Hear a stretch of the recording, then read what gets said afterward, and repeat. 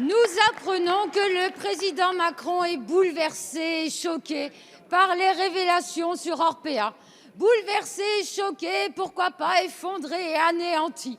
À moins que M. Macron ne soit bouleversé par la chute des actions d'Orpea ou par le fait que certains journalistes font leur travail jusqu'au bout sans se laisser corrompre pour 15 millions d'euros. Stop l'hypocrisie. J'ai remis au président Macron notre rapport EPA dans main propre. En novembre 2018, lors de sa venue à Pont-à-Mousson, il y était décrit la maltraitance institutionnelle. Depuis le début de ce quinquennat, il n'y a pas un jour sans que l'on reçoive des alertes sur ce qui se passe dans nos EHPAD.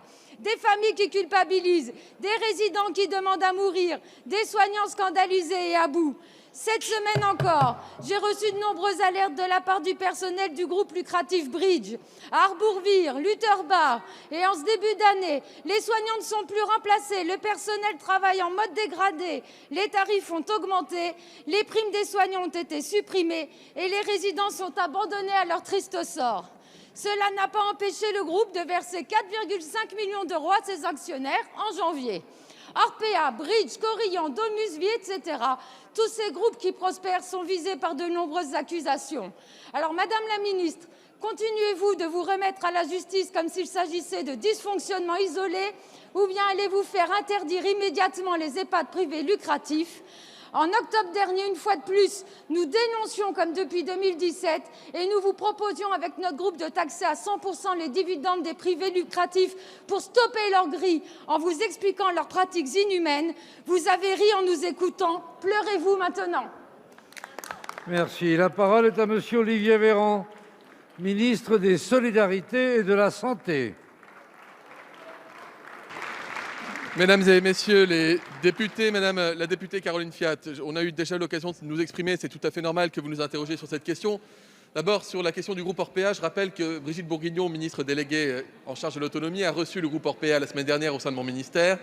2 enquêtes ont été diligentées, une pour l'inspection des affaires sociales, pour tout ce qui concerne les organisations internes à ces établissements, et l'autre confiée à l'inspection générale des finances pour voir si des montages financiers sont à déplorer, à dénoncer, voire à condamner, et vous connaissez notre détermination qui a été rappelée, et comme vous l'avez dit vous-même, jusque par le président de la République.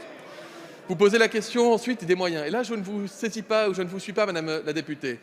Vous faites la différence dans les questions de moyens entre le privé et le public. C'est là que j'avoue, avec l'esprit ouvert, je n'arrive pas à vous suivre. Ayant, comme vous, travaillé, vous le savez, dans des EHPAD privés et publics, d'abord, j'ai constaté partout la même vocation.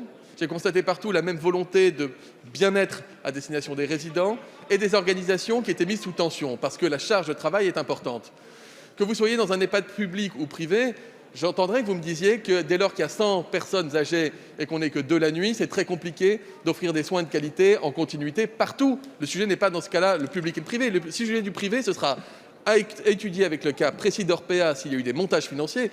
Pour le reste, c'est l'ensemble de la prise en charge et de l'accueil des personnes âgées en perte d'autonomie que nous voulons revisiter. Et nous n'avons pas attendu, Madame la députée, vous le savez, vous avez remis un rapport, vous l'avez dit vous-même, nous n'avons pas attendu la semaine dernière pour avancer la création de la 5e branche, 2,5 milliards votés par les députés de plus par an, le virage domiciliaire, 40 000 recrutements en cours de personnel et qui ont déjà été bien avancés, vous le savez, revalorisation des salaires.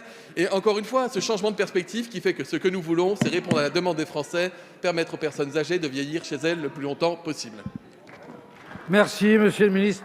Madame Fiat.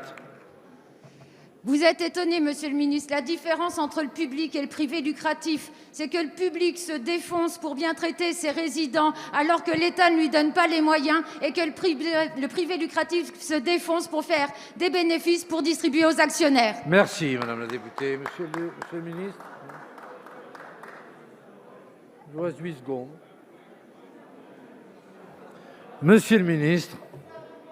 Excusez-moi, Madame Fiat, vous parlez groupe, je vous parle soignant, je vous parle blouse blanche, je vous parle famille, je vous parle animateur, je vous parle éducateur. Ce sont les mêmes dans le public et dans le privé. Ils attendent qu'on les soutienne, pas qu'on les ostracise. On régule ce qui doit l'être, on condamne ce qui doit l'être et on soutient surtout celles et ceux qui le souhaitent. Monsieur le ministre.